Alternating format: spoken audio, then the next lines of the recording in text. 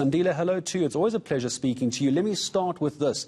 People will have to, and I quote, wait and see whether I will step aside. Many would imagine that's just not an option available to Mr. Magashule. Yes, thank you so much, Gareth, and to your viewers. I think that from AC's point of view, he certainly, I think we can say with 99% confidence that Ace Magashule will not voluntarily step aside. So those who expect him at least to be removed physically from the office, it will mean that on the date, on the 30 days, when the 30 days end, Jesse Duarte will have all the papers ready first thing in the morning and give them to Ace to tell him that we are suspended from this date to that date. That's the only way it will happen. And then he will then be liable for a disciplinary, which will go through all the appeal processes and right up to the courts of law, probably right up to the Constitutional Court. Many people are suggesting that the ANC, by giving this grace period, as they're saying, this 30 days notice period, grace period, it's being called various things at the moment, is showing a sign of weakness from within inside the ANC leadership. Do you think it is a sign of weakness to give so much time to step aside, or do you think they're following due process so as not to be criticized later? Yes, they must. They are certainly taking. I don't think it's due process. It's rather to be sensitive to the many dissenting voices. You must remember that the ANC has a very bad track record in dealing with things like this. When they fiddled with Thabo Mbeki previously, they produced COPE. They fiddled with Julius Malema, they produced EFF. And then when they were busy fiddling with Zuma, they produced ATM with Zwanele Manye and so on. So everything major step that they've taken against a senior leader in the organization has not gone well since the freedom 1994. So they are trying to create some credibility around what they are doing. What happens if in the next couple of weeks Ace Magashule does not step aside from the ANC? He decides not to walk away from this and face the suspension. I mean, is this going to force Ramaphosa's hand? And if we do reach that point and the ANC does nothing, what is the optics of that for the ANC card-carrying members?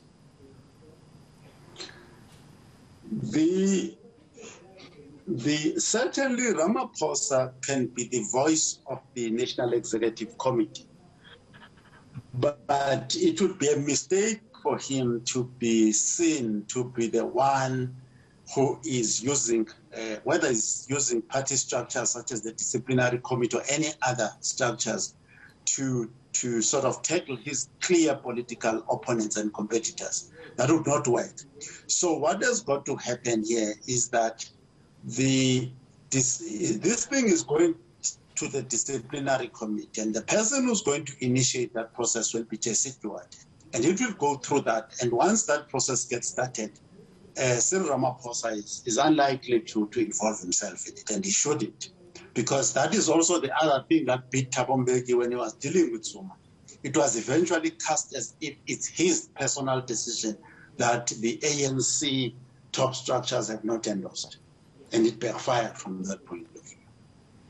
What do you imagine, Sandile, are these consultations? If you had to imagine the reasons that Ace Magashule is wanting to consult, it seems with previous heads of state, previous or former senior members of the ANC, what possibly could come out of these consultations that could avoid him stepping aside? What do you think the play is here for him in doing this? Yes, thank you. You see, there's something that was mentioned in passing by Cyril Ramaphosa in his statement that I thought the ordinary person at home might not understand what the statement means. The statement is this, that when they are asking Ace Magashule to step aside, they are not determining whether he's guilty of a criminal offense or not. They are not doing the job of the court. So the Integrity Commission is not doing the job of the court.